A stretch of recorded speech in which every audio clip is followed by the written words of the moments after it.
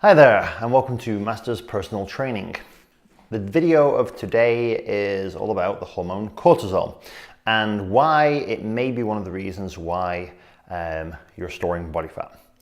So in order to understand this, first and foremost, you've got to understand what cortisol is.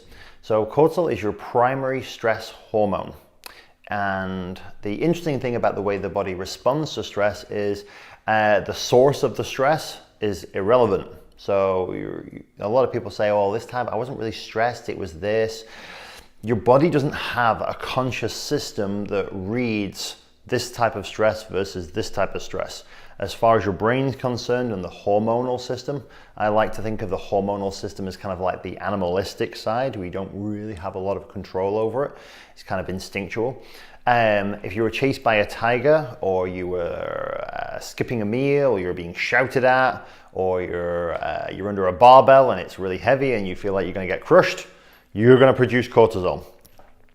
So cortisol is not good or bad as well. It is a stress hormone. The issue is that a lot of people have a regulatory issue where they're producing too much of it, and it's breaking down muscle tissue, elevating glucose, and making them store fat. Okay?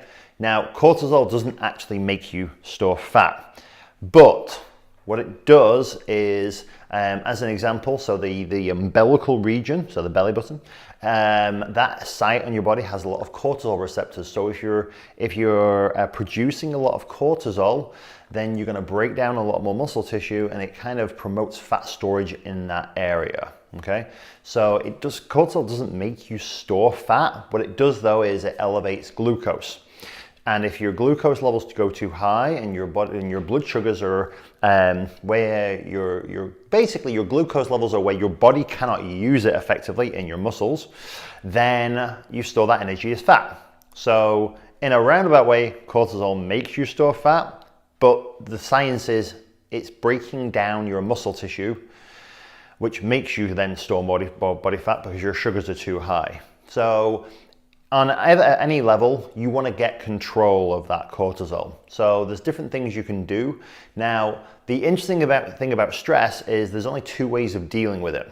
You either remove the stress, which is not always the easiest of things to do. Okay, if your kids are stressing you out, you can't just get rid of them. So, like I said, you can get rid of the stress, but that's not always the option. Okay, and the other option is to increase your body's ability to handle stress. Okay, so you've got to increase your adaptive reserve. How do you do this? Well, you've got to look at things like keeping your body hydrated.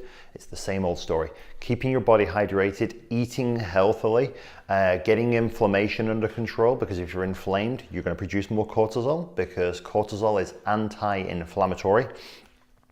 If your sugar levels are dropping too low in the middle of the day, possibly due to lack of fats, then your sugar levels are going to elevate because your body's going to produce cortisol because of the dysregulation of your glucose. So, and then it may be other things like mineral deficiencies. So, as an example, magnesium is one of the minerals, or what I like to think of, one of the minerals of anti-stress. The more stress that you're under, then the more you burn through things like magnesium.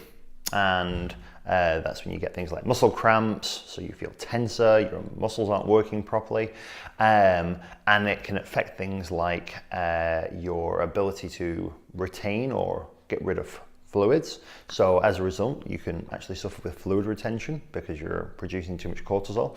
So, again, making this very, very simplistic because I'm rabbling a little bit and it's getting complicated. Cortisol is not good, nor is it bad. It's actually, well, you would actually call it it's a good hormone. It's there to protect you, it's there to look after you. The issue is people have an issue regulating it and produce too much of it. So it's like alcohol. Alcohol can be used in a very positive way. It's that people tend to overconsume it and they get fat, and then it leads you down the bad path. So it's not that alcohol is good or bad, it's that people don't use it properly. Cortisol is much the same thing. It's a hormone. It's not bad for you. It's just that too much of anything is bad for you. Okay, so try and get your cortisol levels under control. Brilliant little tip, if you can do this, is meditate. Meditation is brilliant for lowering cortisol. Don't know how to meditate? It's dead simple. I'll do this with you right now. Just close your eyes, slow your breathing down, and take a slow belly breath. And then breathe out. And breathe in.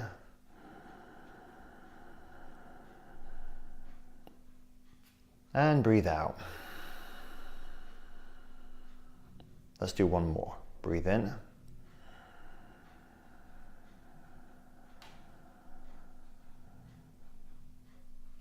And out.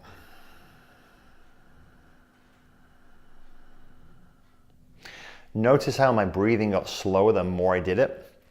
Fast breathing pushes up cortisol, pushes up stress. Meditation, slow breathing, relaxes the system. So I started to relax more the more I got into my breathing pattern. Give it a try, and I'll see you soon.